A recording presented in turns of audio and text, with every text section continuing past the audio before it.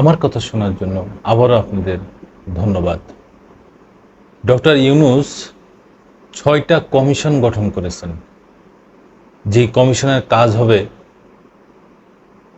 যে বিভিন্ন রকম তথ্য নিয়ে নিজেদের অভিজ্ঞতা দিয়ে এবং দুর্নীতি, অপরাধ সবকিছু সরিয়ে তারা সুন্দর একটি বাংলাদেশ গঠন করবেন। এই গঠন করার জন্যেই বিভিন্ন সেক্টরে ডক্টর মোহাম্মদ ইউনূস ৬টা কমিশন গঠন করেছেন। একটা জিনিস খেয়াল করেন দর্শক বন্ধুরা, বাংলাদেশের ইতিহাসে এইরকম সুযোগ্য, এরকম হাই শিক্ষিত মানুষ এর আগে সরকারে আসে নাই। এই প্রথম বাংলাদেশ সরকারে এত এত উচ্চ শিক্ষিত মানুষ এই সরকারে আছে। ডক্টর মোহাম্মদ ইউনূসের যেই উপদেষ্টা মণ্ডলীরা আছে সেখানেও উচ্চ শিক্ষিত সব উপদেষ্টারা আছেন। এখন যে ৬টা কমিশন গঠন করলেন, এই কমিশনের যারা প্রধান তাদের নাম শুনলে তো টাসকি খেয়ে যাবেন যে এত উচ্চ শিক্ষিত মানুষ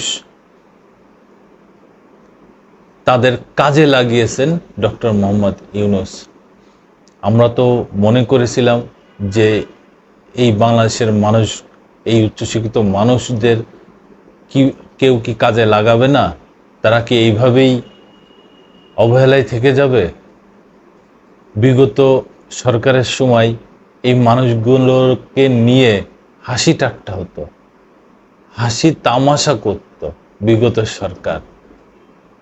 আর আজকে সেই মানুষগুলো সরকারে আছে, সরকারের কাজে লাগছে, উপদেষ্টার সাথে আছে। ডক্টর মোহাম্মদ ইউনূস যেদিন প্রথম প্রধান উপদেষ্টার শপথ বাক্য পাঠ করেন সেদিনই উনি বলেছেন এই স্বাধীনতার স্বাদ প্রতিটা ঘরে ঘরে পৌঁছে দেওয়া হবে। আসলেই তিনি তাই করতেছেন। তার কাজ, তার কর্ম আসলে প্রশংসনীয়। তিনি কিন্তু বসে নেই, তিনি কিন্তু রাত দিন ২৪ ঘন্টা কাজ করেই যাচ্ছেন। এই ৬টা কমিশনের ভিতরে দুই একটা কমিশনের কথা না বললেই নয়। যেমন দুর্নীতি দমন কমিশন, এই দুর্নীতি দমন কমিশন সংস্কারের যে প্রধান করেছেন ইফতেখারুজ্জামান, আপনারা সবাই তাকে চেনেন, উনি টিআইবির একজন নির্বাহী। উনি এই গত ১৫ বছরে বিগত আওয়ামী লীগ সরকারের বিভিন্ন রোশানালে পড়ছে, বিভিন্ন কথাবার্তার হাসি ঠাট্টা তামাশার বিভিন্ন অপবাদের ভিতরে পড়েছেন। তেমন একজন গুণী মানুষ, সজ্জন ব্যক্তিকে এই দুর্নীতি দমন কমিশন সংস্কারের দায়িত্ব দেওয়া হয়েছে।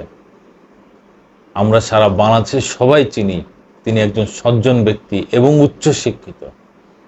আমি বারবার কেন উচ্চশিক্ষিত বলতেছি, একটা জিনিস বোঝেন যে এতদিন সরকারের বিভিন্ন পর্যায়ে বিভিন্ন জায়গায় মূর্খ, অলস, অপদার্থ ব্যক্তিরা এই পোস্টগুলো বসেছিল। আজকে তারা নাই, আজকে সেই জায়গায় উচ্চশিক্ষিত মানুষ আসছে। ডক্টর মোহাম্মদ ইউনূস তাদের এখানে জায়গা করে দিচ্ছে। এই মানুষগুলোর কিন্তু চাওয়া পাওয়া নেই, এই মানুষগুলোর কিন্তু দুর্নীতি করার প্রয়োজন পড়বে না। কেননা তাদের ভিতরে মানুষত্ব বোধ আছে, মনুষ্যত্ব বোধ আছে। তারা এই সমাজের সব আয়না, এই সমাজেই তারা এমনভাবে বসবাস করেন, এমনভাবে চলাচল করেন যে তাদের দেখে মানুষজন আরো শিখতে পারে, শেখে। সেই মানুষগুলোরই ডক্টর মোহাম্মদ ইউনূস তার আশেপাশে বসিয়েছেন। সংবিধান সংস্কার কমিশনের প্রধান কাকে বানিয়েছেন? আপনারা শুনলে তো আবার টাস্কি খাবেন।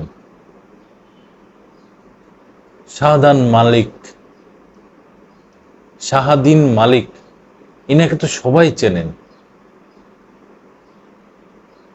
চেনেন না? ইনি ডক্টর শাহাদিন মালিক, ইনি একজন লয়ার, ইনি সংবিধান বিশেষজ্ঞ। এই গত 16 বছরে উনি সংবিধান নিয়ে বিভিন্ন রকম কথা বলেছেন, পরামর্শ দিয়েছেন। তার এই পরামর্শগুলা বিগত আওয়ামী লীগ সরকার হাসি ঠাট্টা তামাশায় পরিণত করেছেন।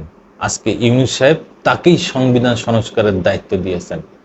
একজন গুণী মানুষ, একজন সজ্জন মানুষ, একজন ভালো মানুষ,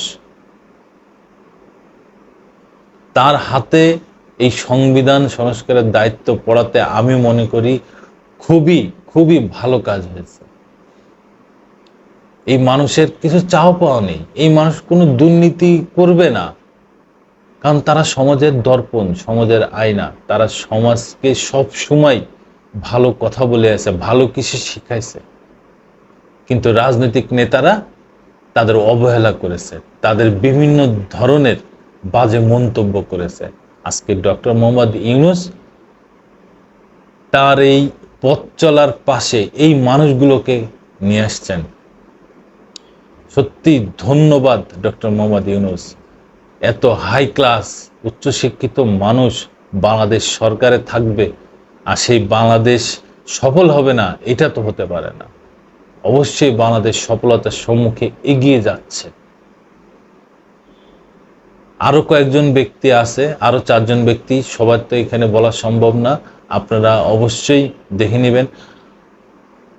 আর ডক্টর মোহাম্মদ ইউনূসের পথ চলাকে সহজ করার জন্য সকল ছাত্র জনতা, এই 16 কোটি মানুষ তার পাশে থাকবেন, যেন সে অবশ্যই বিশ্বের দরবারে বাংলাদেশকে মাথা উঁচু করে দাঁড় করাতে পারে এবং দুর্নীতি, অপরাধ, লুটপাট এইগুলো যেন এই বাংলাদেশ থেকে চির বিদায় নিতে পারে। সেই জন্য ডক্টর মোহাম্মদ ইউনূসকে সবাই সহযোগিতা করবেন। আমি প্রিন্স আবার আসবো নতুন কোনো কথা নিয়ে, নতুন কোনো ঘটনা নিয়ে। সবাইকে শুভেচ্ছা।